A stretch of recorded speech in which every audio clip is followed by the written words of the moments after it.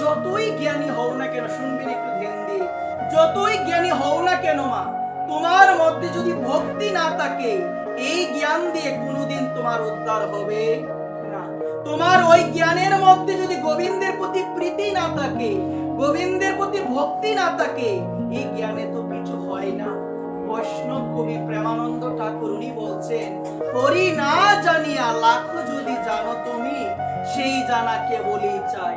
হরিকে না জেনে মা, মন দিয়ে শুনবে, তুমি যদি লক্ষ কোটি জ্ঞান তোমার অন্তরে তাকে, তোমার মস্তিষ্কে তাকে, মন দিয়ে শুনবেন, এই জ্ঞান দিয়ে প্রভুর চরণ প্রাপ্তি কখনো সম্ভব হবে না। জগতে জ্ঞানের অভাব নাই, জগতে পণ্ডিতের অভাব নাই। অনেক পণ্ডিত আছে, অনেক জ্ঞানী আছে, অনেক বিত্তশালী মানুষ আছে, কিন্তু এই সমস্ত জিনিস দিয়ে তো ভগবত প্রাপ্তি করা যায় না। ভগবানকে যদি পেতে চাও, দুইটা মাধ্যম আছে। কয়টা মাধ্যম মা? মন দিয়ে শুনবেন। এক হলো শ্রী গুরুদেব, আর এক হলো ভক্ত সঙ্গ, যথার্থ সাধুর সঙ্গ, যথার্থ মহাত্মার সঙ্গ। যারা আমার গৌরকে ভালোবাসে, যারা আমার নিতাইকে ভালোবাসে, তাদের সঙ্গ যদি আমি না করি, আমি গ্রন্থ পড়লে গৌর প্রেম পাবো না। মন দিয়ে শুনবেন মা, যথার্থ সাধুর পরশ যদি আমি লাভ করতে পারি, তার কৃপাতে, তার পরশ পাওয়াতে আমি অধম নিতাই বলে আমি কাটতে পারবো, অন্যথা সম্ভব না, কখনো সম্ভব না। নিতাই কৃপা আগে প্রয়োজন, নবদ্বীপের কৃপা আগে প্রয়োজন, আগে বৃন্দাবন নয়। আগে কি গো সবাই বলো? নবদ্বীপ হেন গ্রাম ত্রিভুবনে নাই, যে গ্রামের মধ্যে অবতীর্ণ হয়েছে আমার কে সচিতময়, আমার শ্রীমান গৌর সুন্দর, আমার গৌর হরি অবতীর্ণ হয়েছে। জগন্নাথ বাবা যখন জীবনের অন্তিম সময়ে, যখন বাবা যখন বৃন্দাবন পরিত্যাগ করে, আমার জগন্নাথ বাবা যখন তিনি নবদ্বীপে আসবেন, তখন ভক্তরা বাবাকে উদ্দেশ্য করে বলেছিল, বাবা সারাটা জীবন বৃন্দাবনে ভজন করলে, এখন বৃন্দাবন ত্যাগ করে ওই নবদ্বীপে চলে যাচ্ছ। তখন আমার জগন্নাথ বাবা, বৃন্দাবনের মধ্যে তিনজন বাবা প্রধান। কয়জন বাবা? এক হলো আমার জগন্নাথ দাস বাবাজি মহারাজ, এক হলো আমার সিদ্ধ গৌর কিশোর দাস বাবাজি মহারাজ, আর এক হলো আমার শ্রী বংশী দাস বাবাজি মহারাজ। তিন বাবা প্রধান। ওই তিন বাবার মধ্যে একজন হলো আমার জগন্নাথ দাস বাবাজি মহারাজ, সিদ্ধ জগন্নাথ দাস বাবাজি মহারাজ। উনি ওনার জীবনের শেষ সময়ে বৃন্দাবন ত্যাগ করে উনি নবদ্বীপ চলে আসবেন। ভক্তরা বলেছিলেন, সারাটা জীবন ভজন করলেন, সারাটা জীবন বৃন্দাবনে পড়ে রইলেন, এখন বুঝি নবদ্বীপে চলে যাবেন। তখন আমার বাবা সেই সমস্ত ভক্তদের উদ্দেশ্যে তিনি যে বিষয়টি বলেছিলেন জানা বিশেষ প্রয়োজন। তখন বলেছিলেন, বাবা বৃন্দাবনেও শাস্তি দেওয়া হয়, বৃন্দাবনের গোপাল চুরি করত, মা তাকে ধরে বেঁধে রাখতো, তাকে লাঠি দিয়ে মারতো, কিন্তু নবদ্বীপের মধ্যে মা সচী রানী কাউকে শাস্তি দেয় নাই। মা সচী রানী তার গৌর সুন্দরকে কোনো শাস্তি দেয় নাই। গৌর সুন্দর ছোটবেলায় অনেক কলসি ভেঙেছে, অনেক আড়ি ভেঙেছে, কিন্তু মা সচী রানী কোনো শাস্তি দেয় নাই। একবার তোমরা কি জানো, আমি এই জন্যই ত্যাগ করে চলে যাচ্ছি, কারণ বৃন্দাবনেও শাস্তি দেওয়া হয়, কিন্তু নবদ্বীপ হলো ক্ষমার ভূমি। তুমি যদি তোমার জীবনের লক্ষ কোটি পাপও করে থাকো, নবদ্বীপের মাটিতে গড়াগড়ি দিয়ে যদি একবার বলো, হানি তাই তুমি আমাকে ক্ষমা করে দাও, হ্যাঁ গৌর হরি তুমি আমাকে ক্ষমা করে দাও, তোমার সমস্ত অপরাধ মোচন হয়ে যাবে। এটা কার কৃপা? নিতাই যে বস্তুটা রেখে গিয়েছে, এটা যদি তুমি হৃদয়ে ধারণ করতে পারো, তোমার সমস্ত পাপ থেকে তুমি মুক্তি লাভ করতে পারবে। সেই বস্তুটাই হলো প্রেমদন, হরিনাম প্রেমদন। সেই হরিনাম প্রেমদন কার কাছ থেকে জানতে হবে, কার কাছ থেকে প্রাপ্ত হতে হবে? যথার্থ কোন সদ্গুরুদেবের মাধ্যম যদি আমি আশ্রিত না হতে পারি, আমার এই ভবজ্বালা কখনো ধরে যাবে। শাস্ত্রে এও বিধান আছে মা, শাস্ত্রে এও বিধান আছে, যথার্থ সদ্গুরুদেবের কাছ থেকে দীক্ষা নিলে ভজন না হলেও জন্ম অধপতনে যায় না, অধপতনে যায় না মা। এই কারণে মা যথার্থ সদ্গুরুদেবের চরণ আশ্রিত হয়ে যদি আমি আমার নিতাইকে ভালোবাসতে পারি, যদি আমার গৌর সুন্দরকে আমি ভালোবাসতে পারি মা, আমার এই জীবন সার্থক। জীবনের শ্রেষ্ঠ ধন কি জানো মা? আমরা তো ভাবি যার অনেক টাকা আছে, ছেলে মেয়ে প্রতিষ্ঠিত হয়েছে, আহা কি আনন্দ, কি সুখ। মা, এখানে কোনো সুখ নাই মা। ব্যাংক ব্যালেন্স থাকলে যে সুখ পাওয়া যায়, এখানে কোনো সুখ নাই মা।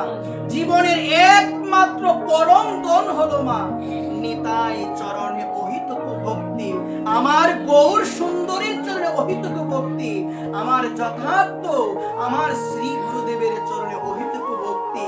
এই ভক্তিটাই হলো জীবনের একমাত্র পরম ধন। অন্যতা কোনো পরম ধন হতে পারে না মা, কখনো হতে পারে না মা। এই কারণে সকলের চরণে এই নিবেদন, যারা নিতাই বলে কাঁদে, যারা গৌর বলে কাঁদে, যারা একবার বলে হ্যাঁ নিতাই, তাদের দুই নয়নে অশ্রুপাত হয়। তাদের দুই নয়নে কি হয়? অশ্রুপাত হয়। এই জন্য তো মহাজনগণ বলছেন, গৌরাঙ্গ বলিতে কবে হবে পুলক শরীর, হরি হরি বলে নয়নে বহে নীর। হরি হরি আর কবে নিতাই চার করুণা করিবে, সংসার বাসনা মূল দূরে যাবে। দয়া করো সীতাপতি অদ্বৈত গোসাই, তব কৃপা বলে পাই চৈতন্য নিতাই একবার। যারা নিতাই বলে কাঁদে, তুমি যদি তাদের সঙ্গ না করো, তুমি কোনোদিন নিতাইয়ের মহিমা বুঝতে পারবে না। তুমি কোনোদিন বুঝতে পারবে না কে নিতাই, কেন এসেছেন তিনি প্রত্যেকের ধারে ধারে, তুমি কোনোদিন বুঝতে পারবে না। আর কে নিতাই পেয়েছে, কে গৌর পেয়েছে, জগতের মানুষের কাছে গিয়ে বলতে হয় না যে আমি পেয়েছি গো নিতাইকে, আমি গৌরকে পেয়েছি। লোকের ধারে ধারে গিয়ে বলতে হয় না মা। মন দিয়ে শুনবেন, কে গৌর পেয়েছে, কে নিতাই পেয়েছে, তার নয়ন দেখলেই বোঝা যায় সে গৌর পেয়েছে কিনা, সে নিতাই পেয়েছে কিনা। যারা যথার্থ ভক্ত, তারা একবার যদি বলে হ্যাঁ নিতাই, তারা একবার যদি বলে হ্যাঁ গৌর হরি, তাদের দুই নয়নে অটোমেটিক জল চলে আসে, অটোমেটিক জল চলে আসে।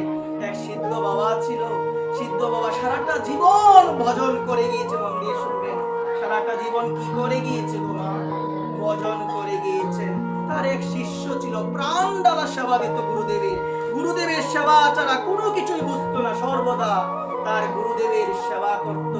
গুরুদেব যখন অন্তিম সময় গুরুদেবের উপস্থিত হয়েছে, গুরুদেব যখন চলে যাবেন, দেহ রেখে তিনি নিত্য লীলায় চলে যাবেন, গুরুদেব ওই শিষ্যকে ডাক দিয়েছিলেন, বলছেন দেখ রে বাবা, সারাটা জীবন তুই আমার সেবা করলি, কোনো কিছু আমার কাছে তুই চাইলি না। এটাই তো ভক্তের লক্ষণ মা।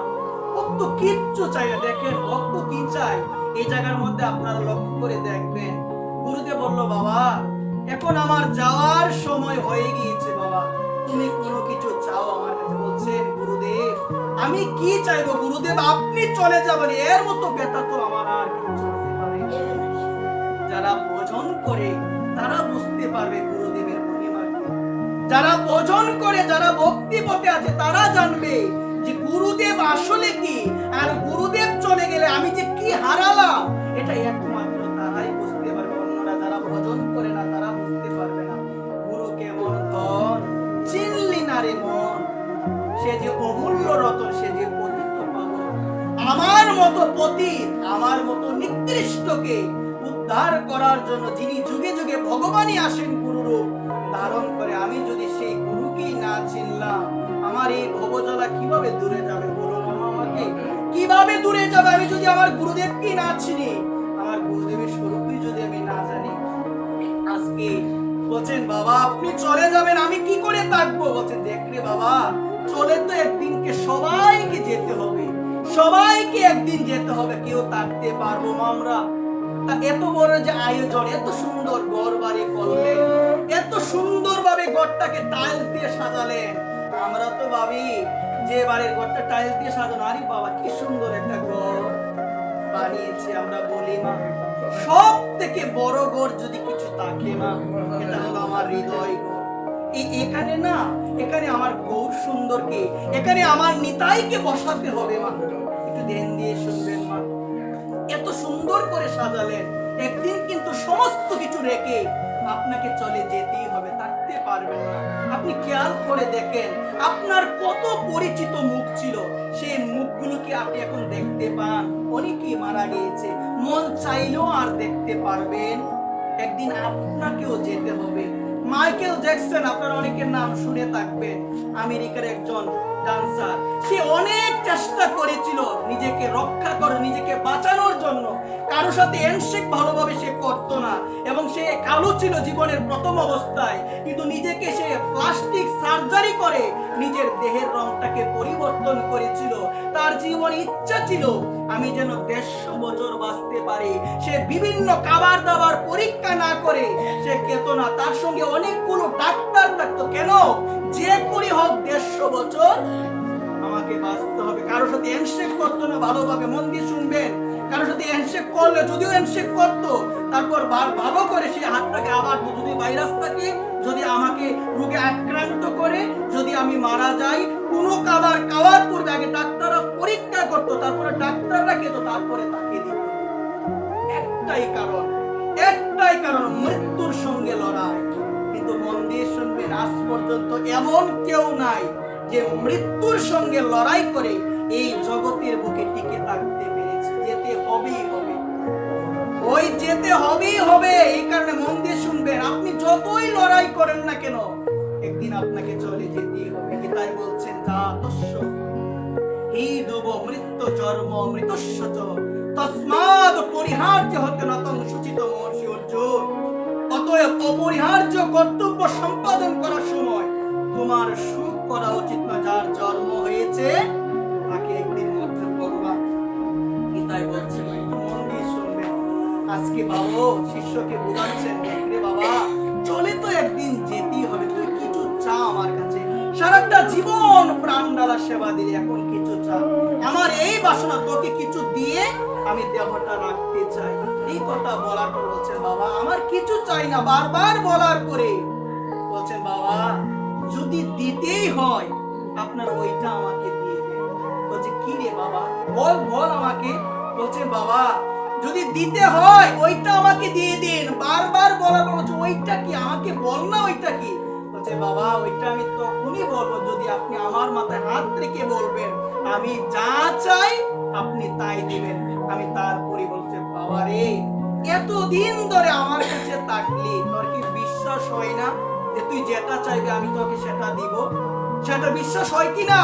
বলছে, তুই যদি আমার কাছে সর্বলোক প্রার্থনা করিস, তুই যদি আমার কাছে বিশ্ব ব্রহ্মাণ্ড প্রার্থনা করিস, আমি তোকে দিতে পারবো। নিতাই চাঁদ আমাকে কৃপা করেছে।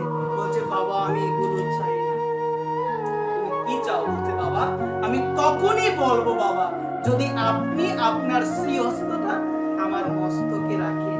বলছে, বাবা তুই আমাকে বিশ্বাস করি? বলছে, বাবা বিশ্বাস করি, যদি রাখো এবং যদি আমাকে কথা দাও আমি যেটা চাইবো তুমি সেটাই দিবে, আমি তখনই কিন্তু আমার সেই কথাটা আপনার চরণে আমি নিবেদন করব। আপনার চরণে আমি নিবেদন করব। তখন বাবা বলছে, আমার কাছে আই। বাবার কাছে গেল শিষ্য, সিদ্ধ মহাত্মার কাছে যখন গেল, সিদ্ধ মহাত্মা হাত রাখলো শিষ্যের মাথার মধ্যে। বলছে, বাবা এখন আমার কাছে প্রার্থনা করো, তোমার কি চাই?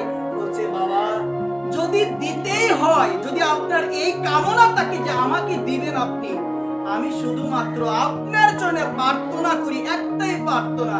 যে কি প্রার্থনা? বলছে, বাবা আপনি যখন দুই বাহু উত্তোলন করে একবার বলেন হা নিতাই, অটোমেটিক আপনার দুই নয়নের জল চলে আসে। বাবা আমি আর কিচ্ছু চাই না বাবা, আমি শুধু এটাই চাই, আমিও যদি একবার বলি হা নিতাই, আমার যেন দুই নয়নের জল চলে আসে। রাধে রাধে। কি প্রার্থনা যে বাবা রে, এটা যদি দিয়ে দিয়ে আমি তো ভিখারি হয়ে যাব। আমার সারা জীবনের সম্পদ, এটা হলো আমার সারা জীবনের সম্পদ। আজকে সিদ্ধ মহাত্মা জগৎকে জানান দিল সারা জীবনের সম্পদের হলো ভক্তি রত্ন নিতাই প্রেম পাওয়া, এটাই হলো সর্বশ্রেষ্ঠ সম্পদ। বলছে, বাবা রে এটা যদি দিয়ে দিয়ে আমি তো ভিখারি হয়ে যাব। বলছে, আমি তো তোকে কথা দিয়েছি দিব, যা বাবা আমি ভিখারি হয়ে গেলাম, তারপরও তোকে আমি নিতাই প্রেম দেব।